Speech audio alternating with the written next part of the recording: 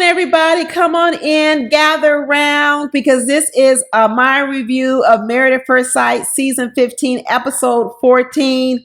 And this video is going to be for Alexis and Justin. I do videos on all the separate couples.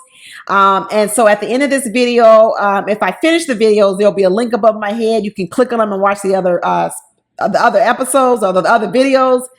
But thank you for being here with me. If you're new, welcome to my channel. I hope that you will drop down in the comments, introduce yourself. I hope you will like the video if you liked it. And if you really love it, I hope you will subscribe to my channel, become a regular listener. To my VIP members, thank you so much. Thank you for supporting my channel financially.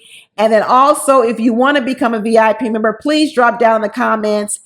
And not drop down, please push the button down below, the join button, to become a VIP member.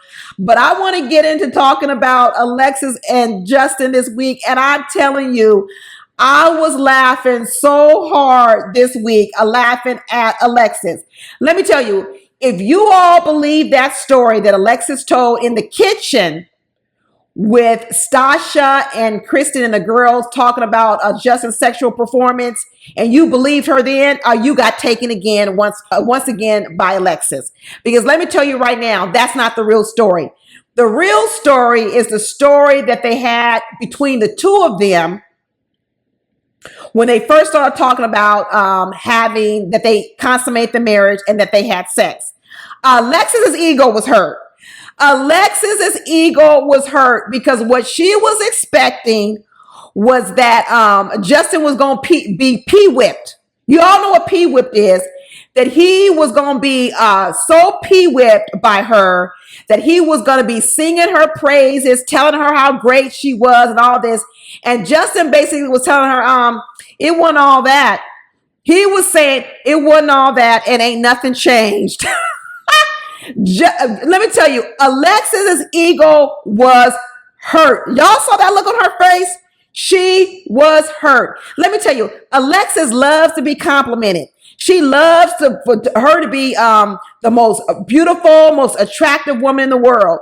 Now, at this prom, you know, she looked very beautiful. She did. Her dress was pretty. I love the little wrap she did on her head. And even Justin complimented and told her she looked like a goddess. And I think she did look very pretty for the prom date. So I like that he complimented her on that. But let me tell you, Alexis loves to be complimented above and beyond. This is why Alexis has made up all these stories about 3 proposals. She takes it too far. She takes it so far that her stories become unbelievable now.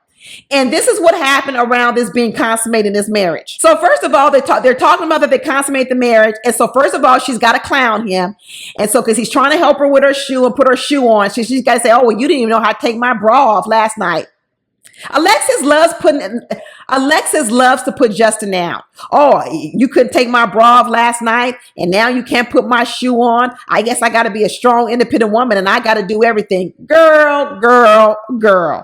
I'm telling you, she loves to put this man down. She does not waste an opportunity to put him down so she can elevate herself.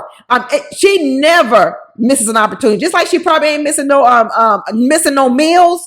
She don't miss an opportunity to put Justin down. Not at all. So Justin said, you know, he was excited. He was happy about last night. You know, the night when they consummated the marriage, he said it wasn't just having sex, it was making love. He said that he enjoyed himself. He said that it lasted all night. I believe Justin, because even though Justin hasn't had intimacy for over a year and a half, probably the first time around he probably did, you know, let it rip a little too soon. But guess what? Justin is young. It don't take he don't need 3 days of recovery before he probably could get it back up again. He was probably ready to go again later on that night. I'm sure he was. He's a young man. He ain't no 50, 60-year-old man where he only got one in him for the whole night. Justin is a young man. So the fact when he said it lasted all night, I bet it did last. I bet it lasted more than 5 seconds or 10 seconds, because if it didn't last more than 5 or 10 seconds, she would have said something right then and there to Justin. Just like she told all of us in that moment that she had to take off her own bra. If Justin only lasted 5 seconds or 10 seconds, you best believe she would have said it right then and there to Justin and said, oh yeah, well, next time you got to get better. But she didn't say it. She waited to say it later when Stasha said, oh, I heard that you guys made love. And what she didn't know was she didn't know what Justin said about it. And let me tell you, so as a result of her not knowing what Justin said, whether Justin said it was good or not, she decided she was going to come out with her own story to Stasha and say, oh, well, it wasn't that good. No, Alexis, not believing it. Because when you were sitting in front of Justin that next day, you said to him, oh, how was it for you? She was like, oh, did you enjoy yourself last night? She was prodding this man. Please give me a compliment, Justin. Please tell me how good I was in bed. Please tell me that I rocked your world. And Justin sat over there talking about, it was good. We made love, but you know what? My world ain't rocked. Justin is like, I had better. I've had better. And let me tell you, Alexis was fit to be tied. She barely could contain herself. She was mad. Y'all might didn't see it, but I saw it. She kept, oh, stop looking at my titties. Stop looking at my titties. She's always trying to make her like she's the most desirable woman out here. She always has to draw attention that she needs constant reassurance. I'm telling you, her and Kristen are probably just alike. That constant reassurance. She was prodding Justin to tell me I'm the best thing you ever had. Tell me I'm the best person you ever had in the bedroom. And Justin wasn't giving up none of that. And the more he didn't say it, the more Alexis started getting agitated. But at this after party, she won the life of the party, which I know that's an award Kristen wanted too, but she won life of the party. And then she won the gossiper of the cast, which of course, who else is going to get it? And in fact, Nate came on camera and said basically she almost single-handedly caused the divorce between Ben and Morgan. Nate does not like Alexis at all. Let me tell you, he does not like Alexis. I don't think he respects Justin because he thinks Justin is weak. But let me tell you, he doesn't like Alexis at all, which tells me he probably ain't gonna even push for Stasha to be too close of friends with Alexis because he don't like Alexis. He says Alexis is a snitch. She's a gossiper and she's a liar. And I agree with you, Nate. All three above. What's that little survey? A, B, C, all of above. I'm pushing the button, all of the above. Gossiper, a liar, and a snitch. All of the above. But another reason why I don't believe this whole story that she was telling Stasha in the kitchen about how Justin did sexually is because before then, when they went on this wine tasting tour, she was talking about, oh, these wine bottles are good. We can open this up on our 1-year anniversary. And that's when Justin started saying, yeah, we should open this up on our 1-year anniversary. But he says, I ain't sold completely on you. And she was like, what? Why you need more time? Why you need more time? Wait a minute, Alexis. You was the one saying that you was had 1 foot out and 1 foot out the door. So maybe Justin isn't P-whipped, but maybe you done got demonetized. Maybe you done got demonetized by the peen and he ain't a P-whipped. Maybe Justin done turned the tables on her. He's like, yo, everybody's saying you're smiling and everything and you're such in a good mood. She's still fishing for compliments. He's like, I ain't smiling no more than I normally smile. She was like, well, people say that, you're smiling more now. He goes, I ain't smiling no more. I'm always like this.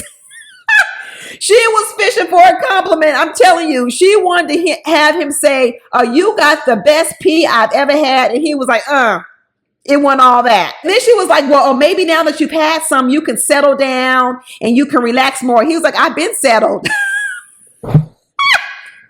This girl, it was horrible. She was fishing for so many compliments. I was cracking up laughing. And let me tell you, Justin played her well.